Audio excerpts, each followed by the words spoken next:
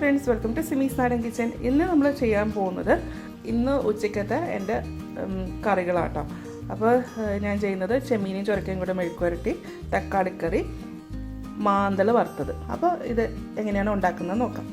അപ്പോൾ ഞാൻ ആദ്യം ഉണ്ടാക്കാൻ പോകുന്നത് ചുരക്കയും മുളക്ക് ചെമ്മീനും കൂടെയുള്ള മെഴുക്കുവരട്ടിയാണ്. അപ്പോൾ ചുരക്ക ഞാൻ ഇതുപോലെ ചെറിയ കഷ്ണങ്ങളായിട്ട് അരിഞ്ഞു വെച്ചിട്ടുണ്ട്. അപ്പോൾ തൊലിയൊക്കെ കളഞ്ഞിട്ട് ഇതാ ഇതുപോലെ നീളത്തിലാണ് അരിഞ്ഞേക്കുന്നത്. ഉണക്ക ചെമ്മീൻ ഞാൻ ചൂടുവെള്ളം ഒഴിച്ചിട്ട് ഒരു മണിക്കൂർ നേരം വെള്ളത്തിൽ കുതിർത്ത് വെച്ചു. ഇത് ഇനി നന്നായിട്ട് കഴുകിയതിന് ശേഷം ഈ ചുരക്കയിലേക്ക് ചേർക്കാം. കുറച്ച് ഉപ്പ്,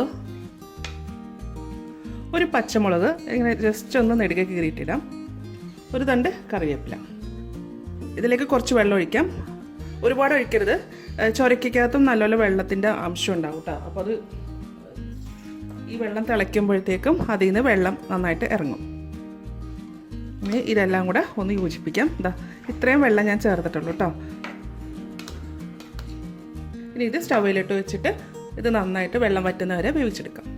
ചെമ്മീനും ചുരക്കയും മെഴുക്കുവരട്ടിക്ക് വേണ്ടത് ചെറിയ ഉള്ളിയാണ്, ഒരു 4 എണ്ണം, 2 വറ്റൽമുളക്, ഒരു തണ്ട് കറിവേപ്പില. ഇത്രയും സാധനങ്ങൾ ഒന്ന് ചതയ്ക്കണം.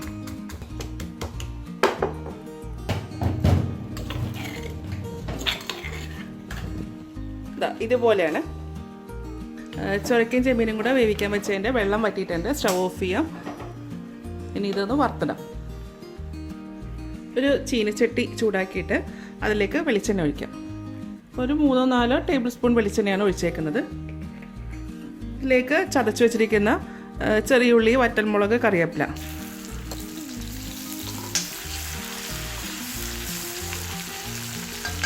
കാൽ ടീസ്പൂൺ മഞ്ഞൾപ്പൊടി,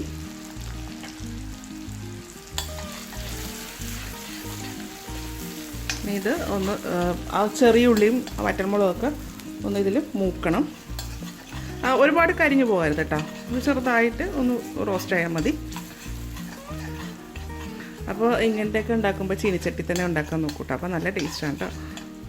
അപ്പോൾ അതാ നമ്മുടെ ചെറിയ ഉള്ളിയും ഒക്കെ ഒന്ന് മൂത്തിട്ടുണ്ട്. ഇതിലേക്ക് വേവിച്ച് വെച്ചിരിക്കുന്ന ചുരക്കയും ചെമ്മീനും കൂടെ ചേർക്കാം.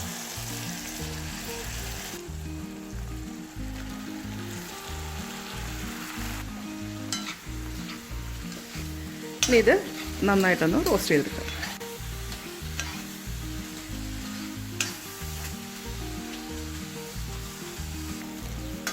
ഇപ്പോൾ ഇതാ ഈ ചെമ്മീനും ചുരക്കയും ഒന്ന് എണ്ണയിൽ കിടന്ന് ഒന്ന് റോസ്റ്റായി.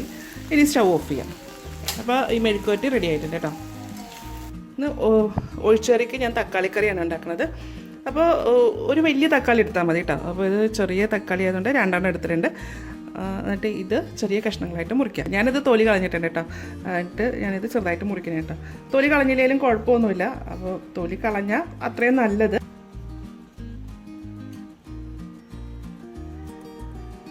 തക്കാളിക്കറി ഉണ്ടാക്കാനായിട്ട് നമ്മൾ തക്കാളി അരിഞ്ഞ് വെച്ചിട്ടുണ്ടല്ലോ, അത് പാത്രത്തിലേക്ക് മാറ്റാം. ഇതിലേക്ക് കുറച്ച് ഉപ്പ്,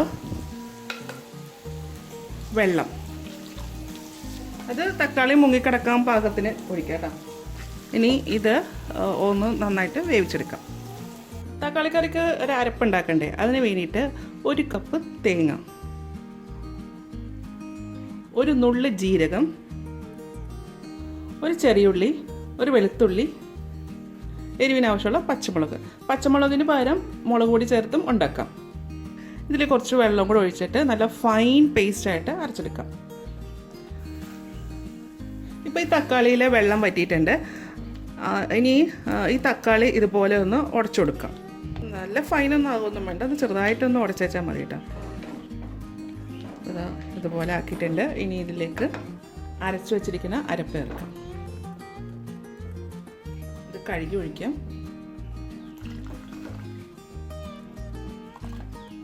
ഇതിൽ 1/4 ടീസ്പൂൺ മഞ്ഞൾപ്പൊടി, കുറച്ച് ഉപ്പ്. അപ്പോൾ ആദ്യം നമ്മൾ കുറച്ച് ഉപ്പല്ലേ ചേർത്തിട്ടുള്ളൂ. ഇനി ഇത് എല്ലാം കൂടെ ഒന്ന് യോജിപ്പിക്കാം. നല്ല എളുപ്പം ഉണ്ടാക്കാൻ പറ്റുന്ന കറിയല്ലേ ഇത്. പച്ചത്തക്കാളി വെച്ചിട്ടും ഇതുപോലെ നമുക്ക് കറി ഉണ്ടാക്കാം കേട്ടോ. അപ്പോൾ അതും നല്ല ടേസ്റ്റാണ്. ഇനിയിപ്പോൾ ഇതൊന്ന് ചെറുതായിട്ടൊന്ന് ചൂടാകണം. അപ്പോൾ ഈ ചെറിയൊരു തിള വരുമ്പോഴത്തേക്ക് സ്റ്റവ് ഓഫ് ചെയ്യാം. അപ്പോൾ അതുവരെ നമ്മൾ ഇങ്ങനെ ഇളക്കിക്കൊണ്ടിരിക്കുക കേട്ടോ, അല്ലെങ്കിൽ ഇത് പിരിഞ്ഞു പോകുന്നത്. അതായത് ചൂടായിട്ടുണ്ട്, അതിൻ്റെ സൈഡിൽ കൂടെയൊക്കെ ഇങ്ങനെ ചെറുതായിട്ട് ബബിൾസ് വരുന്നുണ്ട് കേട്ടോ. സ്റ്റവ് ഓഫ് ചെയ്യാം. കൂടുതൽ നിന്ന് കഴിഞ്ഞാൽ ഇത് പിരിഞ്ഞു പോകും. ഇത് ചൂടാകുമ്പോഴത്തേക്കും ഈ തക്കാളിക്കറി നല്ല കുറുകി വരും. ഇപ്പം തന്നെ ഇത് നല്ല കട്ടിയായിട്ടുണ്ട്. ഇനി അതൊന്നും കൂടെ ഒന്ന് കുറുകി വരുന്നത്. തക്കാളിക്കറി ആയിട്ടുണ്ട്. ഇനി ഇതിൻ്റെ മുകളിലേക്ക് കുറച്ച് താളിച്ചും കൂടി ഇട്ടേച്ചാൽ മതി. കടുക് താളിക്കാനായിട്ട് 1 ടേബിൾ സ്പൂൺ വെളിച്ചെണ്ണ, ഇച്ചിരി കടുക്, ചെറിയ ഉള്ളി, വറ്റൽമുളക്, കറിവേപ്പില. ചെറിയ ഉള്ളിയൊക്കെ മൂത്ത് കഴിയുമ്പോൾ കറിയിലേക്ക് ഒഴിക്കും.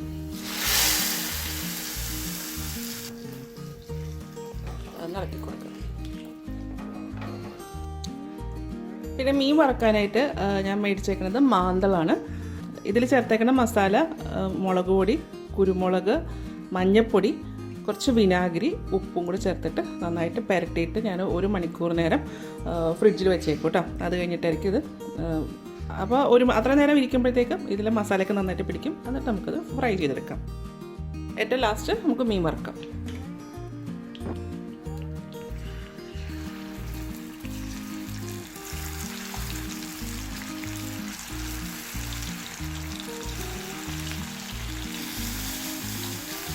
മീൻ വറക്കുമ്പോൾ ഞാൻ ഇതിൻ്റെ അകത്ത് കുറച്ച് കറിവേപ്പില ഇട്ട് കൊടുക്കലുണ്ട്. അപ്പോൾ മാന്തൽ ഫ്രൈയും റെഡി ആയിട്ടുണ്ട്. അപ്പോൾ ഇന്നത്തെ കറികളെല്ലാം റെഡി ആയിട്ടാണ്. നമുക്ക് ചോറ് വിളമ്പാം.